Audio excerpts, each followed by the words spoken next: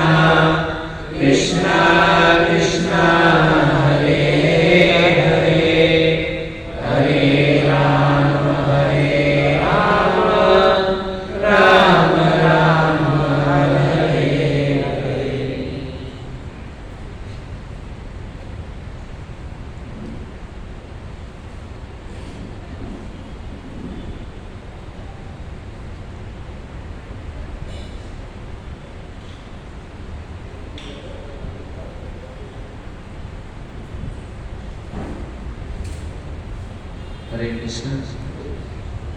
यहाँ पर उपस्थित आप सभी भक्तजनों का अंतर्राष्ट्रीय कृष्ण भावना संघ की ओर से हार्दिक स्वागत करते हैं। इसी वक्त वेदांत स्वामी श्रील प्रभुपाद महाराज, हमारे गुरु महाराज राधा गिरधारी जगन्नाथ बलदेव सुभद्रा महारानी और आप सभी भक्तों की कृपा से मैं यहाँ पर कुछ बोलने का प्रयास करूँगा। सबसे निवेदन है, कृपा करके हमारी वाणी को ध्यान से श्रवण करने का प्रयास कीजिए। तो भक्तों, बहुत ही सुंदर एक बात है। एक समय की घटना इस प्रकार से है भक्तों कि एक शहर के अंदर एक बहुत ही अमीर व्यक्ति, पैसे वाला व्यक्ति होता है और उसके पास बहुत सारी गाड़ी, बंगला, धन दौलत, बहुत कुछ, मतलब किसी भी चीज़ की उसके जीवन में कमी नहीं थी।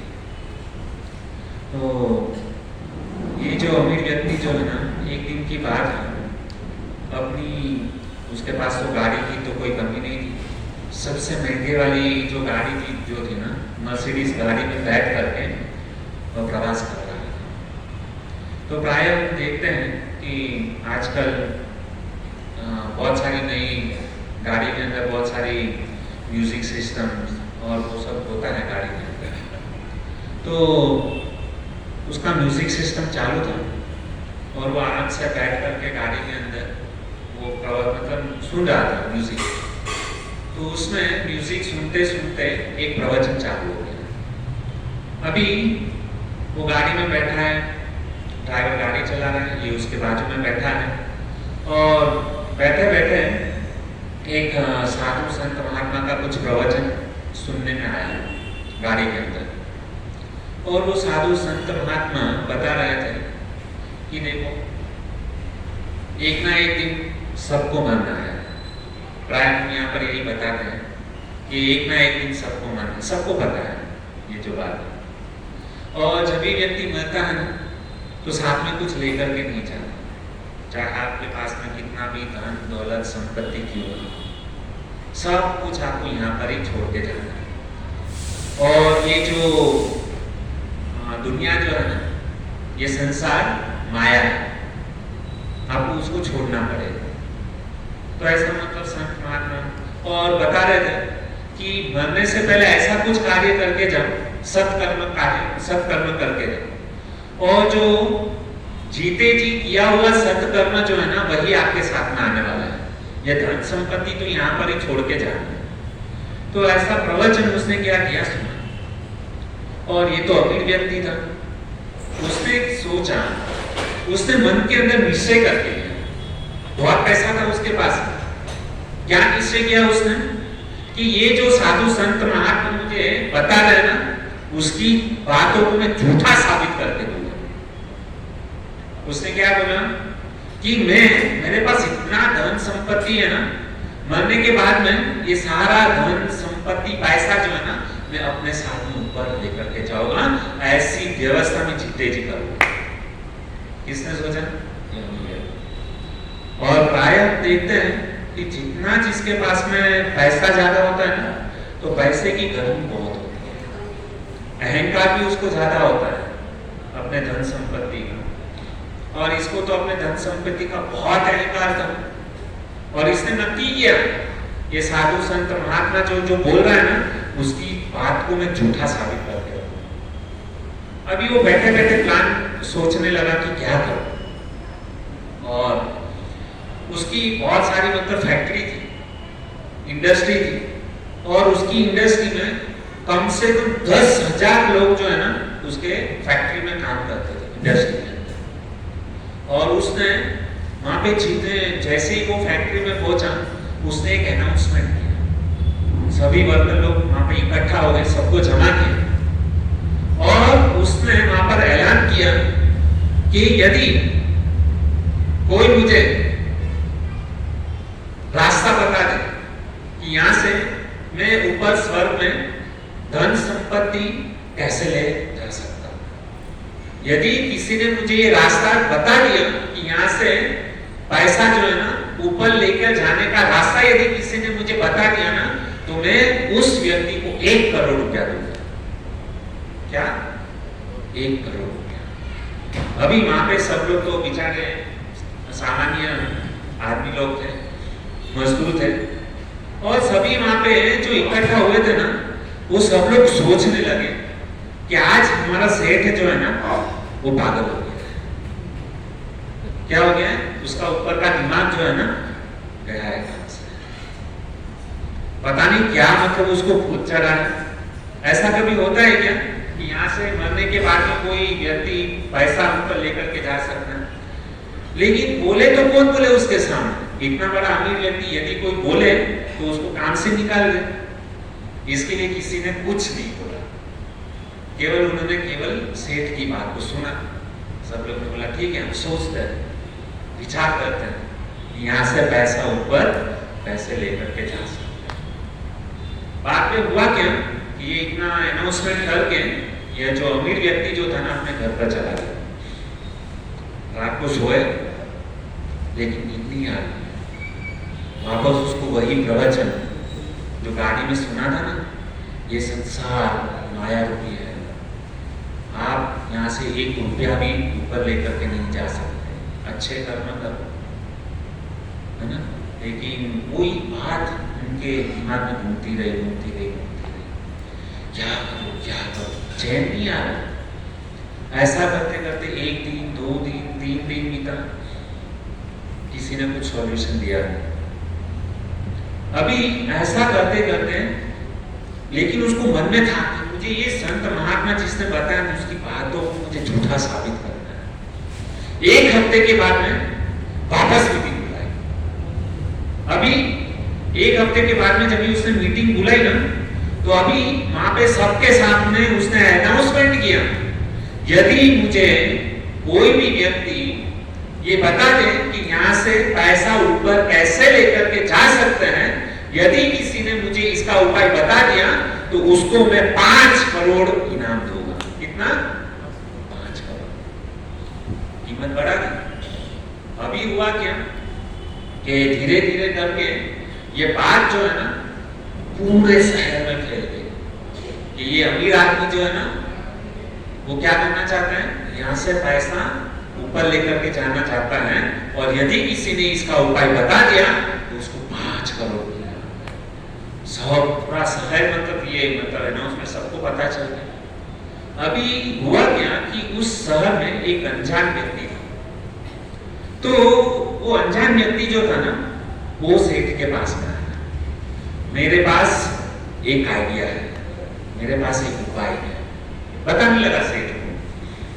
तो ये तो बंदा बहुत खुश हो गया एकदम कि अभी मैं पैसा जो है ना ऊपर लेकर के जा सकता हूं। ये व्यक्ति बोला कि मैं आपको उपाय बताता हूं कि कैसे आप यहाँ से पैसा जो है ना ऊपर लेकर के जा सकते हो। आप लोगों के पास में है ऐसा कुछ उपाय कि यहाँ से पैसा ऊपर लेकर के जा सकते हैं? कितना अच्छा होगा ना कि यदि कोई हमको मतलब ऐसा मौका दे, कोई उपाय बता दे, तो हम यहाँ पे पैसा जमा कर करके क्या करते थे, हमारे साथ में ऊपर लेकर के जाते। और इसको तो बहुत खुश हो गया कि अभी मैं पैसा जो है ना ऊपर लेकर के जाऊँ।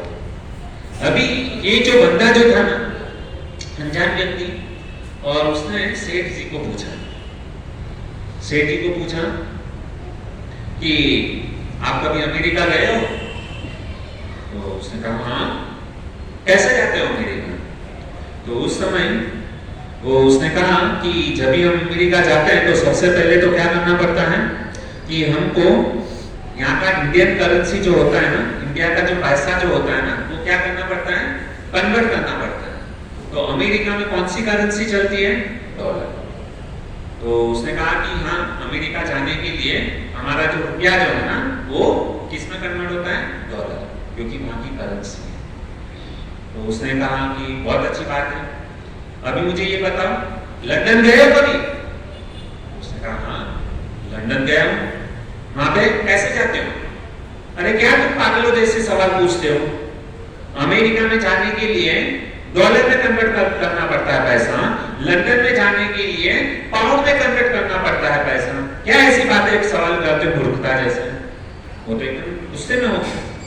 वापस उसने पूछा दुबई गए हो क्या? उसने कहा हाँ दुबई गया। क्या करते हो दुबई? तो उसने कहा ये इंडियन करेंसी को दिरहम में कन्वर्ट करना पड़ता है। उसने कहा बहुत अच्छी बात है। उसी प्रकार से जिस प्रकार से आप अमेरिका में जाते हो तो वहां का करेंसी अलग होता है, डॉलर में कन्वर्ट करना पड़ता है पैसा। लंदन जाते हो तो आपका पैसा पाउंड में कन्वर्ट होता है, दुबई जाते हो तो आपको पैसा दिरहम में कन्वर्ट करना पड़ता है। उसी प्रकार से यदि आपको स्वर्ग में जाना है ना, ऊपर जाना है ना, तो वहां की करेंसी अलग है। वहां कौन सी करेंसी चलती है? पुण्य कमाना पड़ता है। जब तक आप पुण्य नहीं कमाओगे तब तक पैसा ऊपर लेकर के नहीं जा सकते। ये जो पैसा जो है ना वो किस में कन्वर्ट करना पड़ता है? पुण्य करके आपको कन्वर्ट करना पड़ता है। तो जीते जी आप यहाँ पर जितना सत्कर्म करोगे, दान करोगे, बाद में कथा सुनोगे, कथा के बाद में हरिनाम जप करोगे, तो यही हमारे जीवन की सच्ची कमाई है। और यही कमाई जो है ना ऊपर चलेगी, यही कारण से। बाकी सारा का सारा संपत्ति जो है ना, इसके लिए भगवान ने हमको मनुष्य जीवन दिया है। तो मनुष्य जीवन प्राप्त करके हमको सत्कर्म करना चाहिए। ऐसा सत्कर्म करो कि हमको जो है ना, हमने यहाँ पे जो भी कुछ कमाया है ना वो ऊपर पहुंच। और वो सत्कर्म क्या है? हरिनाम। हरे कृष्णा कृष्णा कृष्णा हरे हरे, हरे राम राम राम हरे हरे। और यदि कोई व्यक्ति ऐसा मतलब भगवत कथा और हरिनाम जप करता है ना, तो वापस उसको यहाँ पर कभी भौतिक संसार लाना नहीं पड़ेगा। तो ये छोटी सी आपको कहानी थी, इसके माध्यम से हम समझ सकते हैं कि हरिनाम, भगवान का नाम, सत्कर्म, जितना दान करोगे, पुण्य करोगे, वही चीज हमारे साथ में क्या होती है, आती है। बाकी ये शरीर तो जो है ना यहाँ पे चलकर राख हो जाता है। ठीक है बच्चों, तो आइए हम हमारे वापस ओरिजिनल यहाँ पे जो टॉपिक चल रहा है भगवद गीता कोर्स। तो हम ये जो भगवद गीता कोर्स जो है काफी समय से हम क्या कर रहे हैं, इसके बारे में हम श्रवण कर रहे हैं। और ये भगवद गीता जो है ना इसकी असीम महिमा है। और यहाँ पर जो भगवद गीता का जो पाठ होता है ना, तो हम ये जो भगवद गीता हम सुनते हैं, ज्ञान अर्जन करने के लिए हम सुनते हैं। और ज्ञान अर्जन करके हम हमारे जीवन में कुछ बदलाव ला सकते हैं। इसके लिए हम क्या करते हैं, भगवद गीता श्रवण करते हैं। तो ऐसे देखा जाए तो हमारे भारतवर्ष में बहुत सारे तीर्थ हैं। जैसे खास करके प्रयाग, जहाँ पे गंगा जमुना सरस्वती का जो मिलन है ना, सबसे सर्वश्रेष्ठ तीर्थ माना जाता है, जिसको हम प्रयागराज कहते हैं। तो प्राय हम देखते हैं कि लोग तीर्थों में क्यों जाते हैं। यदि प्रश्न कोई पूछे कि हम तीर्थ में क्यों जाते हैं, तो तीर्थ में इसके लिए जाते हैं कि हम हमारे पाप को धोने के लिए वहां पर जाते हैं और हम पवित्र हो जाए। तो भक्तों, जैसे कि हमको यहाँ से प्रयागराज जाना है तो हमको ट्रेन का टिकट बुक कराना पड़ेगा, पैसा खर्च करना पड़ेगा।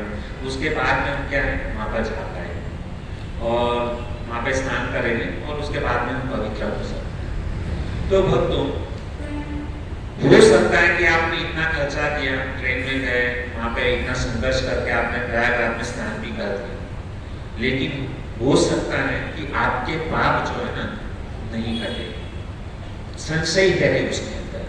जरूरी नहीं है कि आपने प्रयागराज में स्नान किया तो सारे के सारे पाप आपके धुल जाएंगे, उसमें संशय है। लेकिन भक्तों, कोई भी व्यक्ति ये भगवत गीता रूपी अमृत का पान यदि कोई करता है ना, तो 101% जो है ना, उसके सारे के सारे पाप जो है ना जलकर भस्म हो जाते हैं। इसमें किसी भी प्रकार का संशय नहीं। हमको मतलब पैसा खर्च करने की जरूरत नहीं है। कोई हो सकता है कि जिसके पास पैसे कम है, गरीब है, तो वहाँ पे प्रयागराज नहीं जा सकता है, तो उसके लिए क्या है, सबसे बड़ा प्रयागराज क्या है, भगवत गीता का श्रवण। इससे बड़ा जो है ना तीर्थ कुछ भी नहीं। गीता मोदक पीत्वा पुनः जन्म न विद्यते। यदि किसी ने इस गीता रूपी अमृत का पान कर लिया ना, तो वो वापस इस संसार पुनः जन्म न विद्यते, उसका पुनर्जन्म कभी नहीं। तो बहुत हमारा भाग्य है कि हम यहाँ पर भक्तों के संग में, भक्तों के बीच में यहाँ पर हम क्या कर रहे हैं, भगवत गीता का श्रवण। ऐसा मौका हम सबको नहीं। तो हम लोगों ने देखा कि अभी तक गत सत्र में यहाँ पे करुणा प्रिय प्रभु आए थे और उन्होंने बहुत ही सुंदर भगवान की डेफिनेशन बताई कि भगवान कौन है, भगवान का ऐश्वर्य क्या है। भगवान वही हो सकता है कि जिसके अंदर 6 ऐश्वर्य विपुल मात्रा में हो, वही उसे भगवान कहते हैं। तो आज मैं यहाँ पर थोड़ा उसी ये जो ईश्वर का जो टॉपिक है ना, आत्मा का जैसे 5 तत्व है भगवत गीता के अंदर, तो सबसे पहला है जीव।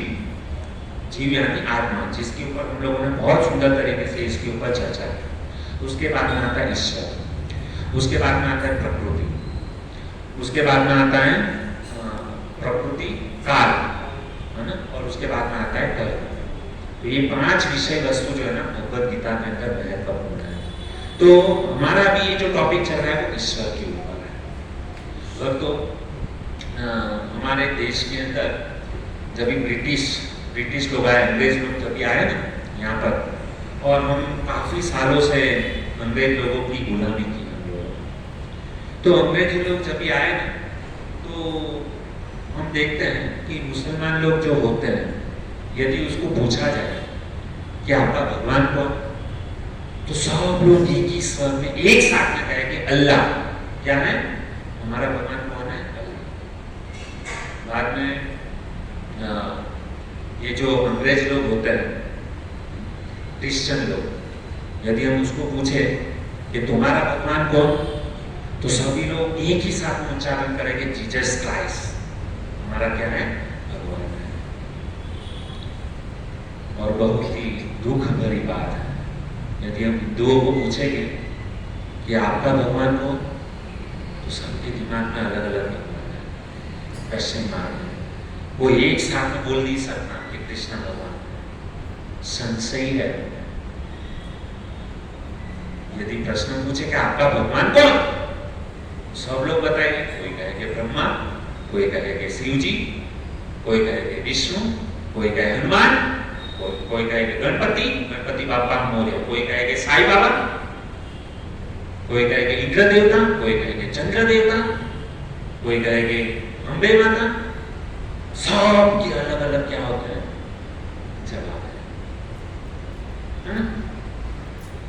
और इसी के कारण जो है, और वास्तविक में ये क्यों हो रहा है, और हिंदू के साथ में जितना अत्याचार होता है, बाकी के धर्मों में इतना अत्याचार नहीं होता है। क्यों होता है इतना अत्याचार? क्योंकि हमको वास्तविक में पता ही नहीं है कि भगवान कौन, भगवान की परिभाषा क्या है। इतना मतलब भगवत गीता कोर्स करते हैं, समझाते हैं, लेकिन फिर भी हम अलग अलग जगह पे भटकते हैं। लेकिन यहाँ पर जितने भी लोग हैं, हमको समझना, जब तक हम नहीं समझेंगे तब तक दूसरों को समझना।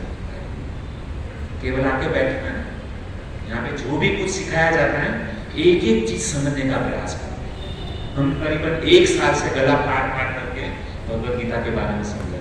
क्यों? ताकि जितने भी हिंदू लोग हैं ना, हम सब इकट्ठा हो और सही ज्ञान को प्राप्त करें। और आज हम प्रयास करेंगे, हम सब लोग अलग अलग देवी देवता की पूजा करते हैं। कुछ लोग भगवान कृष्ण की भी पूजते हैं, राम को भी पूजते हैं, अलग। तो आज हम थोड़ा सा इसके ऊपर प्रकाश डालने का प्रयास करेंगे कि वास्तविक में ये सब लोग है कौन। मैं ऐसा नहीं बोलता हूँ कि कल से मतलब हनुमान जी के मंदिर में जाना छोड़ दो, गणपति के मंदिर में जाना छोड़ दो, नहीं। यदि आपको गणपति को, हनुमान जी को, माता जी को, इंद्र देवता को, ब्रह्मा जी को, शिव जी को, सबको खुश करना है, ऐसा क्या कार्य करें कि जिससे ये सारे देवी देवता हमसे प्रसन्न रहे। यदि हम कोई लोग तो ऐसा कहते हैं कि भगवान को सभी लोग भगवान है, तू भी भगवान, मैं भी भगवान, बाबा भी भगवान, संत भी भगवान, सब भगवान है ना। बहुत सारे लोग, कम से कम ये बात को बोलने वाले जो है ना, कम से कम जो है ना 30 से 40% लोग ऐसे हैं हमारे भारतवर्ष के अंदर, ऐसा करने वाले सब भगवान। लेकिन ये सत्य नहीं है, पूर्ण सत्य नाम अधूरा।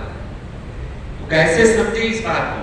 कभी कभी लोग तुमको प्रश्न भी पूछते, प्रभु जी आप बोलते कृष्ण भगवान है, बहुत चलो समझ में आया कि आपने बोला कि 6 ऐश्वर्य जिसके पास में विपुल मात्रा में है वह भगवान है, कृष्ण है, तो हमको क्या देवी देवता की पूजा नहीं करनी चाहिए, उसकी उपासना नहीं करनी चाहिए? हम तो इतने, यदि हम उसकी देवी देवता की पूजा नहीं करेंगे, गणपति बाबा नाराज हो जाएंगे, तो साईं बाबा हमसे नाराज हो जाएंगे, तो हनुमान जी, हम हर एक शनिवार को हनुमान जी को तेल चढ़ाने जाते हैं, हनुमान जी नाराज हो गए तो, है ना, हमको मन के अंदर संशय होता है, हम कैसे मतलब हम नहीं छोड़ पाएंगे। तो हमको छोड़ना कुछ नहीं है, लेकिन समझना है तत्व से कि हमको कृष्ण की पूजा क्यों करनी है और देवी देवता को भी नाराज नहीं करना है। तो कैसे करें? तो कुछ उदाहरण जो है ना मैं आपके सामने जो है ना दोहराने का प्रयास करूं। बहुत अच्छी तरीके से, बहुत गहरा विषय है, ऐसा एक दो मतलब प्रवचन में खत्म हो जाए ऐसा नहीं है। धीरे धीरे एक एक स्टेप टू स्टेप हम लोग क्या करेंगे, इसको समझने का प्रयास करेंगे। तो ये जो ब्रिटिश लोग जब ये आए ना हमारे भारतवर्ष के अंदर, तो उन्होंने देखा कि सब लोग मतलब यहाँ पे हिंदू लोग जो है ना कभी कभी एक मतलब अलग अलग धर्म के लोग आपस में आके झगड़ा भी करते थे। वो बोलते थे शिव जी महान है, कोई बोलता ब्रह्मा जी महान है, कोई बोलता है विष्णु महान है, आपस में झगड़ा होता था। और ब्रिटिशरों ने देखा कि भारतवर्ष में बहुत बड़ी गड़बड़ है, तो हम क्या करेंगे, इसको सही करेंगे। तो वहां पे जो ब्रिटिश जो थे ना, अंग्रेज लोग जो थे ना, वहां पे एक जज थे और जज के सामने ये मतलब प्रश्न गया कि हिंदू लोग यहाँ पे भारतवर्ष में बहुत सारे लोगों को देवी देवता को भगवान मानते हैं, तो आपको निर्णय करना है कि इसमें सबसे सुप्रीम पर्सनालिटी ऑफ गॉड है, पूर्ण पुरुषोत्तम भगवान कौन है, इसका निर्णय करना है। किसके हाथ में गया? कोर्ट में केस गया। यदि हमको कुछ बात के ऊपर लड़ाई झगड़ा होता है, जब भी कुछ उसका सॉल्यूशन नहीं निकलता है, तभी कहां पर जाते हैं? कोर्ट की कचहरी में जाते हैं। और जज जो निर्णय करता है उसके ऊपर हम क्या करते हैं, उसकी बात करते हैं। अभी वहां पे जो ब्रिटिश सरकार का शासन था, आप लोग जानते होंगे कि हमारे से अमेरिका जो है ना 10 साल आगे, मानते हो ना सब लोग? तो यही मतलब वहां पे एक बहुत बड़ा जज था और जज के सामने ये क्वेश्चन किया। तो उस समय जज ने सबको क्या था कि ये भारतवर्ष में जो जो व्यक्ति जो जो देवी देवता को मानते, भगवान को मानते, सबका फोटो हमारे साथ में रखते। तो अभी हुआ क्या कि सभी लोगों ने क्या किया, जो जिसको जिसको भगवान मानते थे सबका फोटो ला करके जज के सामने रख दिया। सत्य घटना है भक्तों। तो किसी ने ब्रह्मा जी को ला करके रखा, किसी ने शिव जी को रखा, किसी ने गणेश जी को रखा और किसी ने अम्बे माता का फोटो लाया, सब, किसी ने साईं बाबा का लाया, सब अलग अलग फोटो उनके पास में जो है ना वहां पे जज के सामने आ गए। अभी जज ने सबसे पहले देखा कि प्राय शिव जी का फोटो मतलब ज्यादा था, तो शिव जी के सामने देखा तो शिव जी क्या थे, शिव जी जो है ना ध्यान मग्न थे, उसके हाथ में क्या थे, जप माला थी, बाजू में त्रिशूल था, जैसा आप यहाँ पे फोटो में देख सकते हो, है ना। तो शिव जी ध्यान में बैठे हैं। तो जज ने निर्णय ये लिया कि ये जो शिव जी जो है उसके हाथ में जप माला है, मतलब वो किसी ना किसी का ध्यान कर रहे हैं, जो कोई सुप्रीम है उसका ध्यान कर रहे हैं। उसका मतलब ये हुआ कि ये जप माला कर रहे, किसका जप, कोई ना किसी का जो जप कर रहे हैं, तो ये भगवान नहीं हो सकते। ये जिसकी पूजा कर रहे हैं, जिसका भजन कर रहे हैं, वो भगवान हो सकता है। तो शिव जी को चौकड़ी मार दी। बुरा मतलब है, जो सही बात है वही बता। तो शिव जी को मारा चौकड़ी।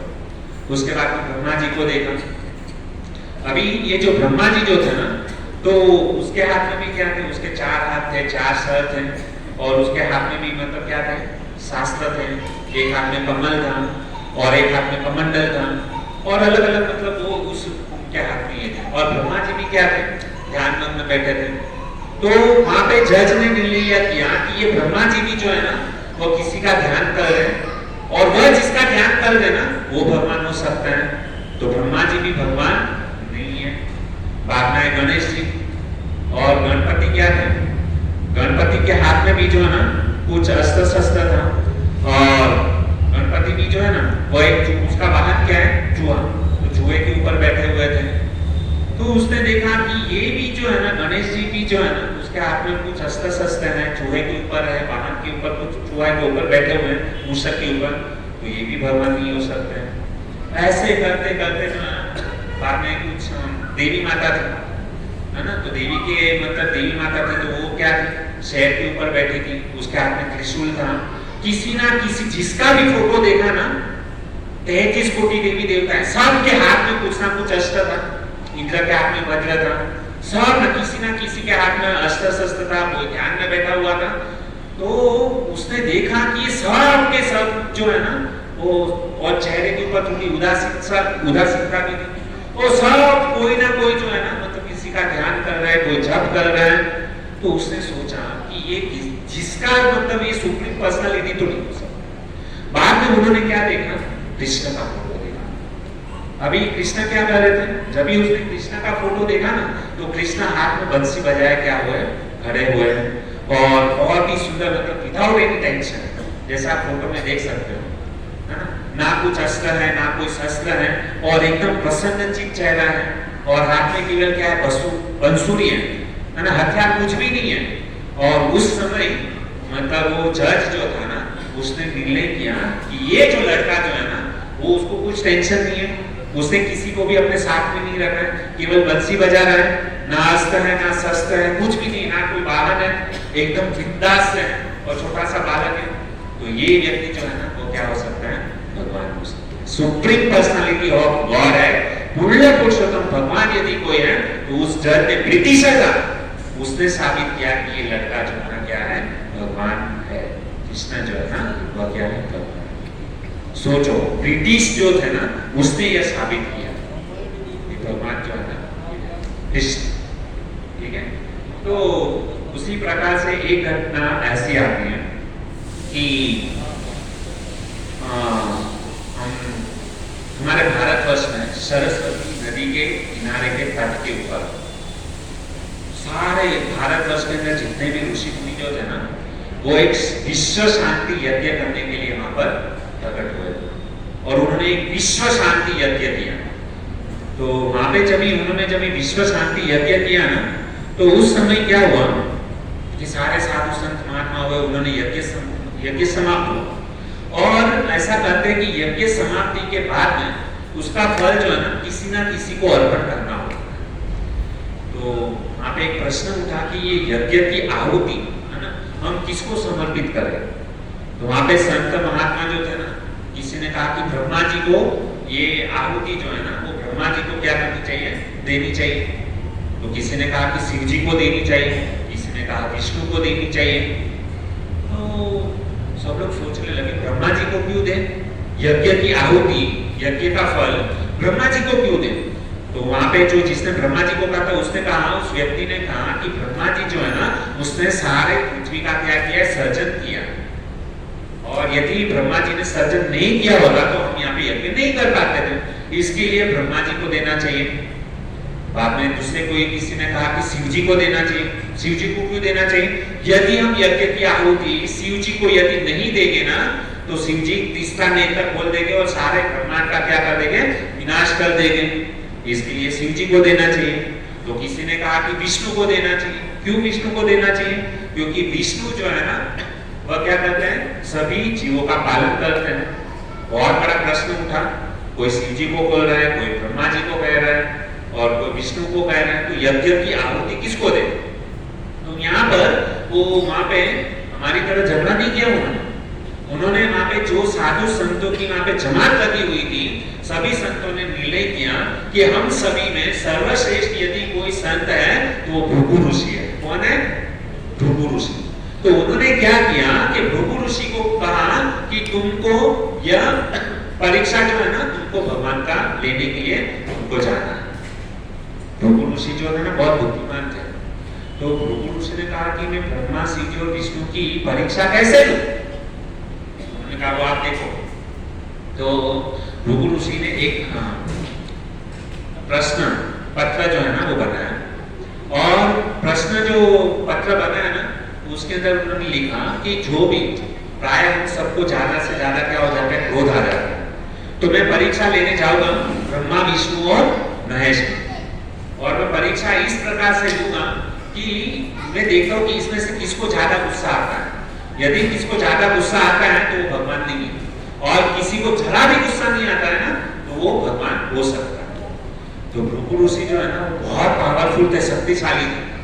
तो सबसे पहले ये जो भृगु ऋषि जो है ना और ब्रह्मा जी जो है ना, ब्रह्मा जी के पुत्र है। कौन? भृगु ऋषि ब्रह्मा जी के क्या है? पुत्र है। तो वो जो भृगु ऋषि जो थे ना और शिव जी जो है ना उसके भाई, ब्रह्मा जी के पुत्र है और शिव जी के क्या है? भाई। तो सबसे पहले वो परीक्षा लेने के लिए कहां पर गए? ब्रह्मलोक में गए, ब्रह्मा जी के पास में। परीक्षा कैसे लेनी थी?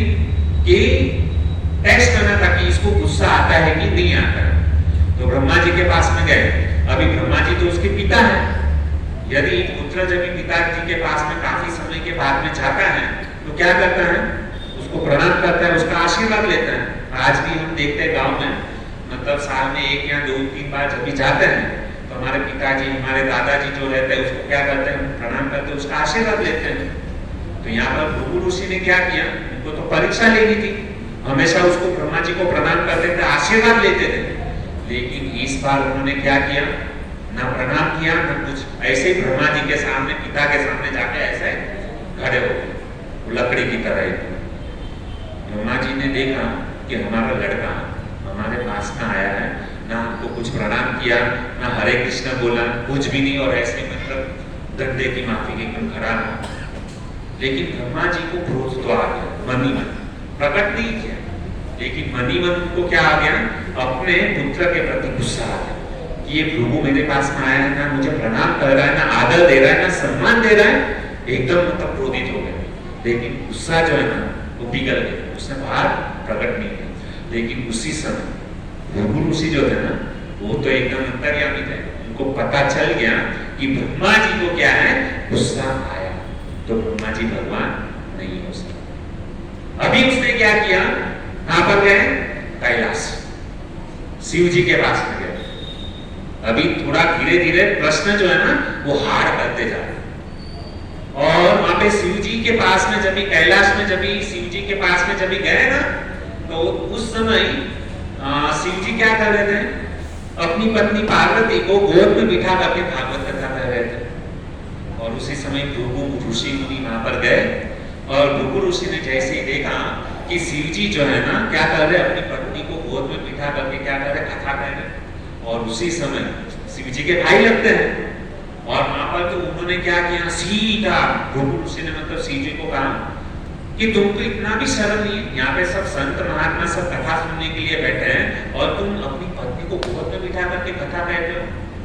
और शिव जी तो मतलब पहले जैसे ही भृगु को देखा ना तो तुरंत ही उठ करके उसका आलिंगन करने गए, और जैसे आलिंगन करने गए ना तो भृगु ऋषि ने उसको भगा के भागो, ना कुछ नहाते हो, ना बाल बनाते हो, ना ठिकाना है ना, ऐसे ही नम धड़क घूमते रहते हो, ना घर है ना कुछ नहीं। इतना मतलब उसको सुना दिया ना, शिव जी तो एकदम रहा नहीं गया। शिव जी एकदम क्रोधित हो गए, और उसने तुरंत ही पुकारा त्रिशूल त्रिशूल त्रिशूल, और त्रिशूल से ले जो है ना अपने भाई को मारने के लिए मतलब कूद पड़े। और जैसे ही मतलब शिव जी त्रिशूल लेकर के भृगु ऋषि को मारने गए, उस समय पार्वती माता ने उनको रोक दिया। ये क्या आदत करने जा रहे हो? अपने ही हाथों से अपने ही भाई को मारोगे? ऐसे भी करके शिव जी को शांत किया। लेकिन भृगु ऋषि मुनि तो क्या लेने आए थे?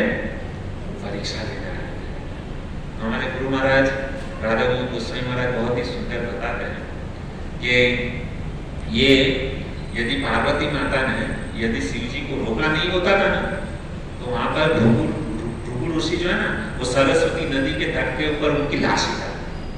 परीक्षा की बात तो भूल गए, इतना मतलब ये शिव जी क्रोधित हो गए। तो भृगु ऋषि ने सोच लिया कि ये भी भगवान नहीं हो सकते। मैंने कहा ना कि अभी क्वेश्चन जो है ना, क्वेश्चन पेपर धीरे धीरे टफ करते जा रहे हैं। ब्रह्मा जी के सामने तो केवल खड़े रहे, शिव जी के सामने बोला चाली की। अभी क्या है, अभी तो सीधा से वो जो है ना विष्णु के पास में जाकर के सीधा टकाम करके लाठी मारने वाले। क्वेश्चन एकदम टफ कर, क्योंकि परीक्षा लेनी है ना कि क्रोध मतलब ये है। हमारा भी ये सबसे बड़ा जटिल प्रश्न है कि हम जब भी क्रोध आता है ना, हमारा दिमाग ठिकाने पे नहीं रहता है और इतने गंदे शब्द मुझसे निकाल देते हैं ना कि आज तक हम जीवन में कभी सुने नहीं होंगे। कभी कभी किसी को बहुत क्रोध आता है और क्रोध आता है ना, सारी भड़ास जो है ना वो बाहर निकाल देते हैं। अभी क्या हुआ कि ये जो भृगु ऋषि जो है ना, कहां पर गए, सीधे वैकुंठ लोक पर। और वहां पर क्या थे, वैकुंठ लोक में जब भी गए ना, तो वहां पर विष्णु जी जो है ना वो क्या कर लेते हैं, संज्ञा के ऊपर सोए हुए।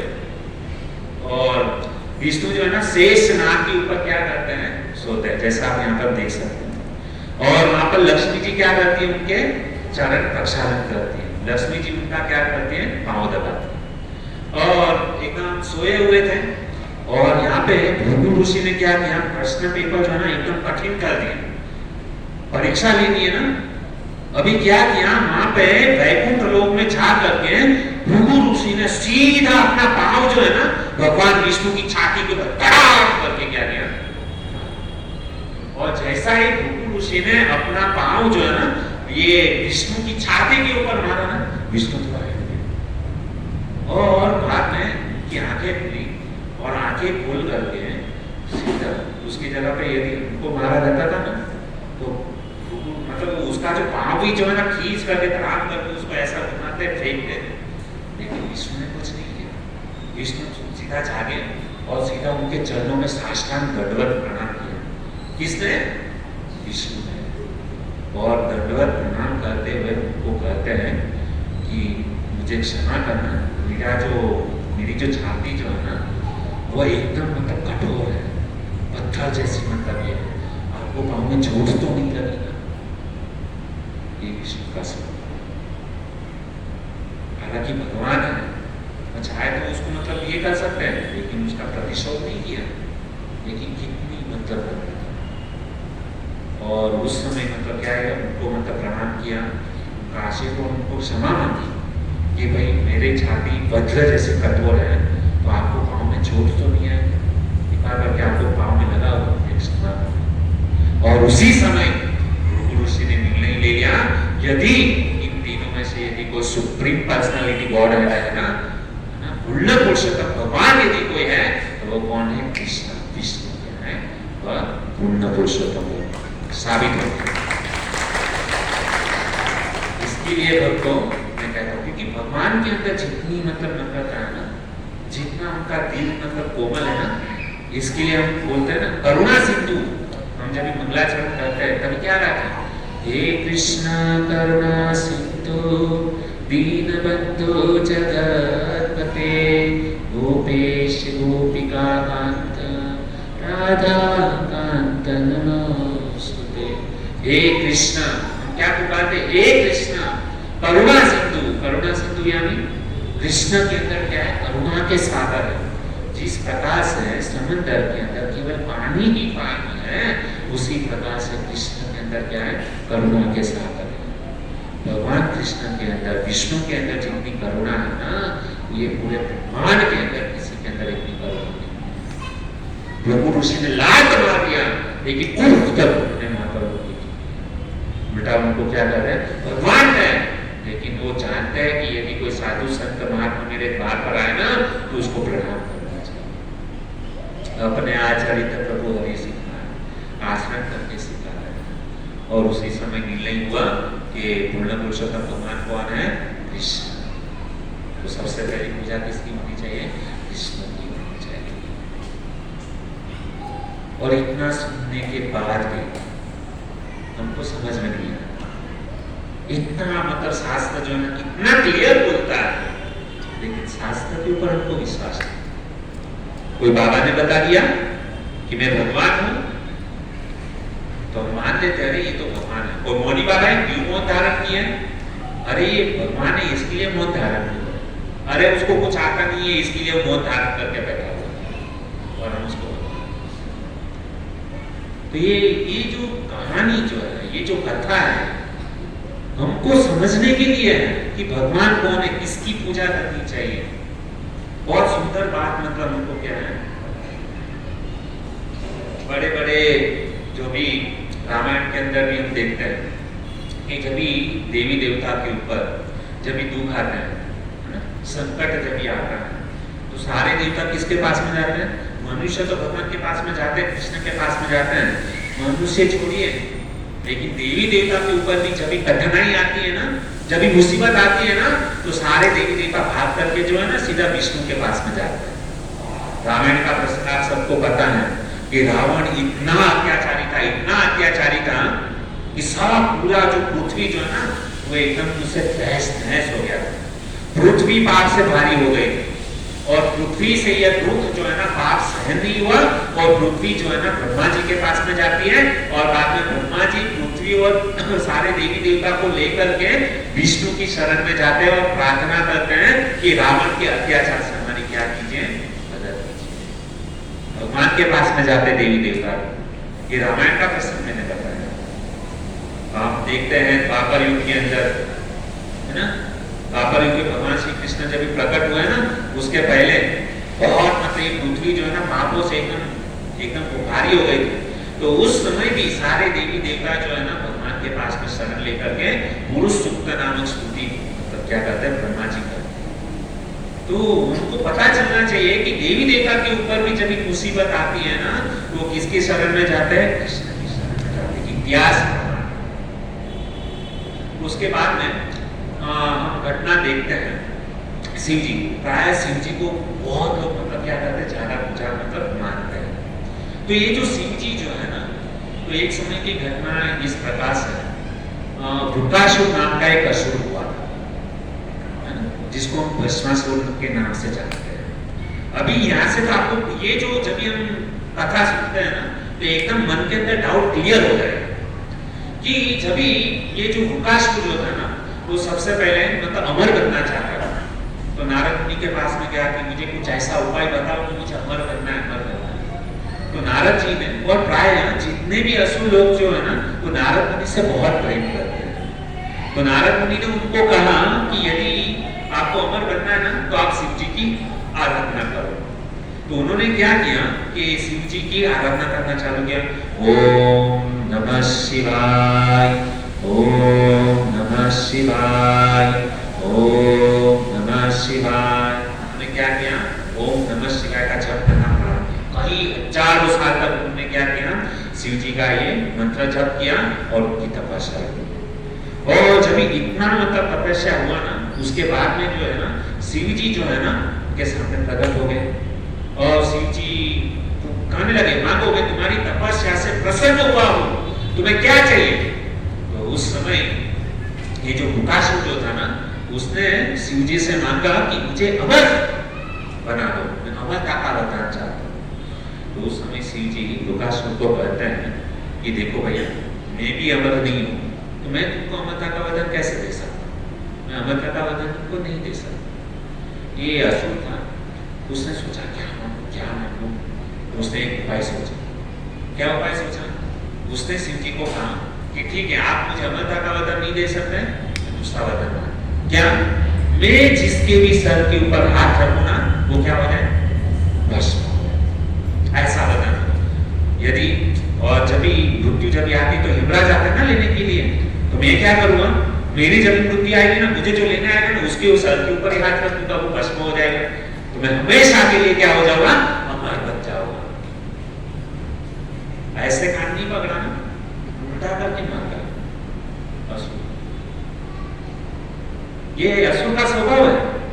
एक एक प्रकार से वो अमर बनना चाहते हैं और उपाय भी ढूंढ लेते हैं। और शिव जी ने कहा कि तथास्तु, शिव जी से वर मांगी, शिव जी ने दे दिया तथास्तु। अभी ये जो था ना वृकासुर जो था ना, उसने सोचा कि सबसे पहले मैं प्रयोग एक्सपेरिमेंट तो करना पड़ेगा ना, किसके ऊपर प्रयोग करूं? तो उसने सोचा कि मैं शिव जी के ऊपर ही सबसे पहला क्या करता हूं? प्रयोग करके देखूं। यह असुरी स्वभाव। जिसने वरदान दिया ना उसके सर पर ही उसको भस्म करने जा रहा है। शिव जी ने देखा ये तो मेरी ओर भागते हुए आ रहा है। शिव जी भागने लगे, भागो भागो। और शिव जी बोलने लगे तुम क्या कर, मैंने ही तुमको वरदान दिया, तुम मुझे ही मारने का प्रयास कर रहा है। हाँ मैं अभी अमर बनना चाहता हूँ, इसके लिए मैं तुमको भस्म करूंगा। शिव जी तो बेचारे भागे भागे भागे, क्या दौड़ लगाए और विकासुर उसके पीछे एकदम ड्रेसिंग लग गई, एकदम भागने लगा जल्दी जल्दी जल्दी जल्दी जल्दी। और तभी शिव जी को याद कि जब मतलब ऐसी संकट स्थिति आ गई कि मरने मतलब मारने के लिए विकासुर जो है ना उसके पीछे भाग रहे हैं, और उसने गलती से भी मेरे सर के ऊपर हाथ कर दिया तो मैं तो हरे कृष्णा हरे राम हो जाता है। तो उस समय ये विकासुर मतलब पीछा कर रहा है ना, तो उस समय भागते भागते है ना शिव जी को भगवान कृष्ण की याद आई। और तुरंत ही उसने भगवान की याद कभी आती बताए जब भी हमारे बहुत एकदम ज्यादा संकट आता है ना, जब भी कुछ रास्ता दिखाई नहीं देता ना, उस समय हमको भगवान की याद आती है। हम देखते हैं महाभारत के प्रसंग के अंदर द्रौपदी, उसके पांच पांडव मतलब उसके पति देव थे, भीष्म पितामह थे, गुरु द्रोणाचार्य, पूरी रात सभा भरी होती और जुए में मतलब पांडव लोग अपनी पत्नी को ही हार गए थे। और उस समय ये दुशासन द्रौपदी का चीर साड़ी खींच उसको नंगा करने का प्रयास किया। उस समय द्रौपदी ने क्या किया, उसने अपना दिमाग लगाया। क्या दिमाग लगाया, मैं अपने पतियों से प्रार्थना करता हूं। पतियों के पास में गए, लेकिन पति तो अपनी पत्नी को हार गए थे, क्या करें पत्नी से मतलब ये, तो उन्होंने कहा कि सॉरी मैं तुम्हारी सहायता नहीं कर सकता। उसके बाद में कहां पर गए, भीष्म पितामह के पास में गए कि तुम हमारी रक्षा करो। भीष्म पितामह ने भी अपना सर कहा। गुरु द्रोणाचार्य के पास में गए, तुम तो गुरु हो, तुम मेरी रक्षा करो। सब के सब जितने भी लोगों के पास में गए ना, वहां पे पूरी सभा जो है ना अपना सर नीचे करके बैठी थी। और वो दुशासन जो है ना वो सारी खींच रहा। और उस समय द्रौपदी ने क्या सोचा, ना पांडव ने मेरी मदद की, ना भीष्म पितामह ने मेरी मदद की, ना गुरु द्रोणाचार्य, ना कृपाचार्य, इस सभा में कोई भी मेरी रक्षा नहीं कर पा रहा है। उसने क्या सोचा, मेरे पास ताकत है, मैं अपनी ताकत से मैं क्या करूंगी, मेरी साड़ी को बचाने का प्रयास करूंगी। अब ये अबला स्त्री के अंदर कितनी ताकत होती है। उसने सोचा कि मैं मेरी ताकत से मैं अपनी आप की रक्षा करूं, लेकिन उसकी ताकत भी जो है ना वहां पर काम नहीं चाहिए। क्यों, क्योंकि वो जो दुशासन जो था ना वो 10,000 हाथी का बल रखने वाला जो है ना वो दुशासन, उसके पास में इतनी ताकत, कैसे रक्षा हो सकती, कोई बचा सकता है क्या, नहीं ना। वो तो अबला नारी है, उसने तो सिराड़ी खींचना चालू किया। और जब भी किसी का भी सहारा ना मिला ना, बेसहारों के सहारा यदि हुए ना तो कृष्ण। उसके बाद में उसने क्या किया, अंतिम जब बहुत मतलब उसको पता चल गया कि कोई भी मायका लाल मेरी रक्षा नहीं कर सकता, उस समय उसने अपने दोनों हाथ ऊपर किए, हरे कृष्णा कृष्णा कृष्णा हरे हरे, हरे राम राम राम हरे हरे। उस समय उसने क्या किया, कृष्ण द्वारकाधीश को पुकारा। जब भी मतलब सारा मतलब कोई जब नहीं होता है ना, अंतिम समय पे उसको क्या है, कृष्ण की याद आ गई। और घटना सबको पता है कि कृष्ण ने इतनी सारी थी कि दुशासन खींचते खींचते जो है वहां पे बेहोश हो गए। तो मेरा कहने का तात्पर्य है, हमारे ऊपर कितने भी बड़े बड़े देवी देवता है, कितने भी भक्त हो गए, हजारों लाखों भक्त हो गए, लेकिन इन भक्तों के ऊपर जब भी संकट आया है ना, तो एक ही व्यक्ति है जिसने क्या है सबकी मदद की है, वह है कृष्ण। उसी प्रकार से यहाँ पे शिव जी जो है ना, उसको पता चला कि अभी मेरी सहायता कोई नहीं कर सकता है, केवल कृष्ण ही मेरी सहायता कर सकते हैं। तुरंत ही उसने कृष्ण का क्या किया, स्मरण किया, तुरंत ही कृष्ण उनके सामने प्रकट हो गए। किसके सामने, शिव जी के सामने। और शिव जी को कहने लगे, इधर भागे भागे किधर भागे हो इतना तेज गति से। उसने कहा, कृष्णा मेरी सहायता करो, ये पीछे वृकासुर आ रहा है, मुझे भस्म कर देगा। कृष्ण कहने लगे, ऐसा करते हो, तुम हो भोले भोले बाबा, और न जाने में तो बिना पूछे कि असुरों को ऐसे ही वरदान दे देते हो। शिव जी का एक नाम है आशुतोष, जो जल्दी से प्रकट हो जाए उसको आशुतोष कहा जाता है। तो उसने कहा कोई बात नहीं, मेरी शरण है, तुम टेंशन मत लो। तो उसी समय शिव जी को एक पेड़ वृक्ष के पीछे छुपा दिया, और ये जो कृष्ण जो था ना, उन्होंने क्या किया, एक सुंदर सा मोहिनी रूप स्वरूप उन्होंने क्या किया, इतना सुंदर कृष्ण पुरुष होकर जब इतना सुंदर दिखते हैं, तो सोचो वही कृष्ण जब एक लड़की बनता है तो कितना सुंदर दिखेगा। करोड़ों कामदेव, करोड़ों सूर्यमा, करोड़ों चंद्रमा से जो तेज निकलता है ना, वह तेज कृष्ण के अंदर है। और वही कृष्ण जब ये एक नारी का स्वरूप धारण कर ले, हम एक साधारण सी सुंदर स्त्री को देख करके हम उसके पीछे मोहित हो जाते हैं। तो सोचिए कि सृष्टि की जिससे सर्जन, प्रलय, विनाश सब कुछ होता है, वही अपने ब्रह्मांड का नायक जब स्त्री बनता है तो कितना सुंदर दिखता है।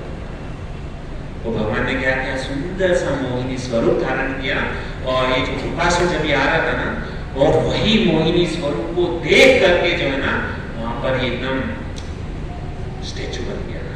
कौन? इतना सुंदर स्वरूप, इतनी सुंदर नारी है ना, मोहित हो गया उसके ऊपर। भगवान ने मोहिनी रूप धारण किया था, और तुरंत ही वो विकास असुर था ना, तुरंत ही ना जान पहचान, तू कौन है, क्या है, तुम्हारे माता पिता कौन है, कौन सी गांव की, कुछ नहीं, सीधा प्रस्ताव, प्रपोज, क्या तुम मेरे से शादी करोगी? किसने कहा? अभी हुआ क्या कि ये तो भगवान का मोहिनी स्वरूप है। उन्होंने कहा कि देखो, मैं तो ये जंगल में मतलब रहती हूँ, मैं तुम्हारे साथ शादी करूंगी, और मैं नृत्य कला जो है ना उसमें एक्सपर्ट हूँ, तो मैं ऐसे वर के साथ में विवाह करूंगी कि जिसको नृत्य कला। अभी ये तो है जीवन में कभी उसको नाच गान कुछ पता नहीं, तो उसने कहा कि तुम नाचोगे, मैं तुम्हारे साथ में विवाह करूंगी, नहीं करूंगी। तो उसने कहा कि अशु जो था एकदम मतलब सीधा लट्टू हो गया कि देखो, मैंने आज तक जीवन में कभी मतलब नाचा नहीं, डांस नहीं किया, हाँ यदि तुम मुझे सिखा दो तो मैं नाचूंगा। कितना मोहित हो गया, और उसने कहा कि तुम मुझे नृत्य कला सिखाओ। और सबसे पहले तो ये मोहिनी ने ऐसा मतलब प्रपोजल ऐसा रखा था, तुम नाचोगे तो मैं तुम्हारे साथ में विवाह करूंगी, नहीं करूंगी। तो ये तो बेचारा करता क्या नहीं करता। उसने कहा ठीक है। तो चालू हुआ डांस एकदम। अभी सोचो, इतना सुंदर मतलब मोहिनी स्वरूप है, और वही इतना सुंदर स्वरूप मतलब लेकर के, नारी का रूप लेकर के वह जब नाचना चालू करे तो क्या दिखती हो, कृष्ण कैसे दिखते हो, हम उसकी कल्पना नहीं कर सकते। तो बहुत ही सुंदर उन्होंने क्या किया, नृत्य प्रारंभ किया, और ऐसा नृत्य किया ना, भगवान आज जो है ना प्रथम बार क्या है, नाच रहे, और उसको देखने के लिए मतलब बोलते ना 33 कोटि देवी देवता, शिव जी, ब्रह्मा जी, नारद जी, उसके नृत्य को देखने के लिए सब लोग वहां पर ऊपर आकाश में ऐसा सुंदर नृत्य किया। और वो भी किसको सिखा रहे, एक असुर को। असुर का भी क्या भाग्य हो, उनका असुर का, कि जिसको मतलब भगवान के साथ में मतलब क्या नाचना का सोच सकता। और वो तो मतलब नाचते गए, और धीरे धीरे वो असुर भी नाचते गया, और धीरे धीरे उसने क्या किया, मोहिनी ने जब भी डांस खत्म हुआ ना, तो डांस जब खत्म होता है तो ऐसे करके हम लोग ये करते हैं ना, तो मोहिनी ने ऐसा करने को कहा कि तुरंत ही दुकासुर ने अपना हाथ जो है ना सर के ऊपर है ना, वो खुद ही वहां पर इसके लिए वो विश्वास। तो मेरा कहने का तात्पर्य है कि शिव जी के ऊपर भी जब भी तकलीफ आती है ना, वो किसको याद करते हैं, कृष्ण को पुकारते हैं। क्या ये काफी नहीं है समझने के लिए कि कृष्ण ही सुप्रीम पर्सनालिटी ऑफ गॉड है, कृष्ण पूर्ण पुरुषोत्तम की अभी भी कुछ संशय है, इतिहास प्रमाण है। मेरे पास कहने के लिए बहुत सारी चीज है, ये केवल मजा लेने के लिए नहीं है, लेकिन जीवन में उतारने के लिए ये सब पता है। हमको समझना चाहिए कि सुप्रीम पर्सनालिटी गॉड है, कृष्ण जो है ना पूर्ण पुरुषोत्तम भगवान है, ताकि हम सबको बता सकें। यदि आप शिव जी को प्रसन्न करना चाहते हो ना, यदि किसी ने हरे कृष्णा कृष्णा कृष्णा हरे हरे, हरे राम राम राम हरे, इस मंत्र का जप कर दिया ना, आप जो शिव जी को देखते हो ना, उसके हाथ में माला है, वो शिव जी भी क्या करते हैं, 24 घंटा इस महामंत्र का जप करते हैं। ये ब्रिटिशर ने देखा ना, ये किसका किसका ध्यान कर रहा है, वो जिसका ध्यान कर रहा है ना, वह सुप्रीम पर्सनालिटी है, वह भगवान है। हमको समझना चाहिए कि कृष्णा जो है ना, वो सुप्रीम है। या भगवत गीता का एक एक कौन सा भी पन्ना देखोगे ना, तो हर एक पत्ते के ऊपर जो है ना, एक सेंटेंस तो लिखा ही होगा कि कृष्ण पूर्ण पुरुषोत्तम भगवान। हर एक अध्याय के अंदर आपको ये सेंटेंस आपको मिलेगा। तो इसके लिए हमको समझना चाहिए कि हमको किसकी शरण में जाना चाहिए। आगे भी बहुत सारी अभी आएगी, गणपति, बाद में हनुमान जी, राम जी, बहुत सारी आगे मतलब ये कथा है। लेकिन इस कथा के द्वारा हमको ये सीखना, कृष्णा इज कोई भी आधी रात को भी पूछे ना 12 बजे कृष्णा कौन है, तुरंत ही मुंह से शब्द निकालना चाहिए कि कृष्णा पूर्ण पुरुषोत्तम भगवान है। एटलीस्ट यहाँ पर जितने लोग बैठे ना, उसको तो पता ही होना चाहिए चीज। और साबित के साथ में हमको क्या करते हैं, कोई यदि कहे ना कि नहीं कृष्ण भगवान नहीं है, तुरंत ही आप अपना ध्यान वहां पर बैठे। ऐसे कृष्ण जो है ना, पूर्ण पुरुषोत्तम समझ में आ गया बताओ। तो बहुत बहुत धन्यवाद आप सभी भक्तों का। हम यहाँ पर हमारी वाणी को विराम करते हैं और मैं आशा करता हूँ कि आप इसी प्रकार से यहाँ पे भगवद गीता को श्रवण करने के लिए आते रहो। और बहुत अच्छा लगता है कि जब भी वैष्णव, इतने सारे वैष्णव जब भी होते हैं ना, हमारी तो ऐसे कुछ योग्यता नहीं, लेकिन आप जब भी आते हो ना, तो आप लोगों को देख करके जो है ना, हृदय के अंदर एक उत्साह जागृत होता है कि हमको भी क्या है, कृष्ण का भजन करना है, दृढ़ता के साथ, उत्साह के साथ, और नक्की करना है कि उद्देश्य गोल एक फिक्स करना है कि हमको एक ना एक दिन जो है ना, भगवान के धाम में ओरिजिनल जो हमारा घर है ना, वहाँ पे वापिस आना है। यहाँ पर हमारा ये जो घर बंगला है ना, एक ना एक दिन मिट्टी में मिलने वाला है। इस घर में आसक्ति मत रहो। ओरिजिनल जो घर है कभी नष्ट नहीं होने वाला है। बोलो के प्रेम हरि नाम संगीत में जो है ना, उसके ऊपर हमको क्या है, हमारी उत्साह होना चाहिए और उसके ऊपर दृढ़ विश्वास होना चाहिए। यही नाम जो है मुझे भगवत प्राप्ति करा सकता। ठीक है, हरे कृष्णा। बहुत धन्यवाद आप सभी लोगों को। और मुझसे कुछ जाने अनजाने हो सकता है नहीं, क्योंकि भगवान का टॉपिक ऐसा है, मैं किसी के हृदय को ठेस पहुंचाना नहीं चाहता हूँ, लेकिन मेरा कर्तव्य एक ही है कि मैं सत्य जो है ना, वो आपके सामने रखूं। बाद में उसके ऊपर आपको चलना नहीं चलना वो आपका निर्णय है, लेकिन मैंने जो सत्य जो है ना, वो आपके सामने रखा है। और निर्णय आपको करना कि भजन भक्ति आपको किसकी करनी। यदि किसी के हृदय को ठेस पहुंची हो, तो आपका सेवक समझ करके, दास समझ करके हमारी गलती को समझो। हरे कृष्ण।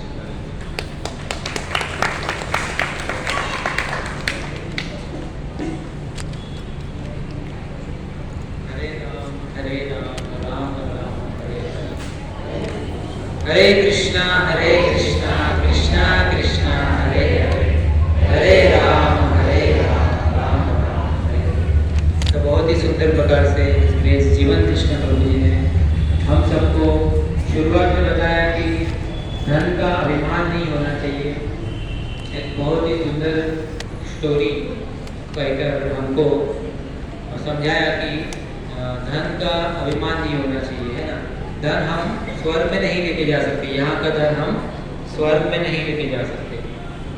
स्वर्ग में लेके जाना है तो पुण्य करना पड़ेगा, है ना। पुण्य करके हम स्वर्ग में, जितना पुण्य किया है उतने वर्ष हम स्वर्ग में रह सकते हैं। लेकिन जैसे ही पुण्य समाप्त हो जाता है तो फिर से हमको यहाँ पर धक्का मारकर नीचे गिरा दिया जाता है, धक्का मारकर। तो हम ऐसी जगह पे जाना क्यों चाहे जहाँ हमको धक्का मारकर वापस नीचे गिरे, यहाँ पर आना पड़े, है ना। वापस फिर जन्म मृत्यु जरा व्याधि उसके चक्कर में घूमना पड़े। तो ऐसी जगह जाए जहाँ से फिर वापस ना आना पड़े। तो वैसी जगह कौन सी है? भगवान का धाम, वैकुंठ धाम, गोलोक वृंदावन धाम। उस धाम में जाने से हमको वापस यहाँ पर आना नहीं पड़ेगा। तो उसी धाम में जाने के लिए यहाँ ये सत्संग प्रोग्राम आयोजित किया है श्रील प्रभुपाद की कृपा से। तो आप सभी भक्तों का बहुत बहुत धन्यवाद। आप इसी प्रकार आते रहिए और हमें सेवा का अवसर प्रदान करते रहिए। और आज का जो सुंदर महाप्रसादन है, और प्रभु जी ने बहुत सुंदर बताया भगवद गीता के माध्यम से भगवान के बारे में। तो आइए प्रभु जी का एक बार हरे कृष्ण महामंत्र बोलकर अभिवादन व्यक्त करते हैं। हरे कृष्णा कृष्णा कृष्णा हरे हरे, हरे राम महाप्रसादम है, एक भक्त की तरफ से है। और वो भक्त तो यहाँ पर नहीं है, वो चले गए, लेकिन फिर भी हमारा कर्तव्य है कि हम उनका अभिवादन करें, उनके लिए प्रार्थना करें। तो आइए भगवान श्री राधा गिरधारी जी, जगन्नाथ प्रभु, सुभद्रा मैया जी, सीताराम लक्ष्मण भगवान, हनुमान जी, नरसिंह देव भगवान, श्री प्रभुपाद जी से प्रार्थना करते हैं उनकी मति भगवान में लगे और वो भी ऐसे ही सेवा करते रहे। तो आइए उनके पूरे परिवार को हम आशीर्वाद देते हुए एक बार हरे कृष्ण महामंत्र का उच्चारण करते हैं। हरे कृष्णा कृष्णा कृष्णा हरे हरे, हरे राम राम राम हरे हरे। उनका आज फोन आया था कि मेरा नाम मत लेना और मेरे लिए मतलब मुझे मान सम्मान नहीं चाहिए, मतलब ऐसा बोल रहे थे, तो उनका नाम नहीं लूँगा मैं। तो बहुत अच्छे भक्त हैं, काली माता मंदिर में हमेशा आते रहते हैं। तो आप सभी भक्तों का बहुत बहुत धन्यवाद। इसी प्रकार आते रहिए। प्रथम बार कोई इस प्रोग्राम में आया है, पहली बार कोई माता जी आए हैं, ये प्रभु जी आए हैं, 3-4 जन आए हैं। तो आइए इन प्रभु जी माता जी का भी हम हरे कृष्ण महामंत्र बोलकर अभिवादन करते हैं। हरे कृष्णा कृष्णा कृष्णा हरे हरे, हरे राम राम हरे। और भगवान से प्रार्थना करते हैं कि ये भक्त इसी प्रकार आते रहे और उनकी सेवा में लग जाए। हरे कृष्णा। सभी के लिए महाप्रसाद है।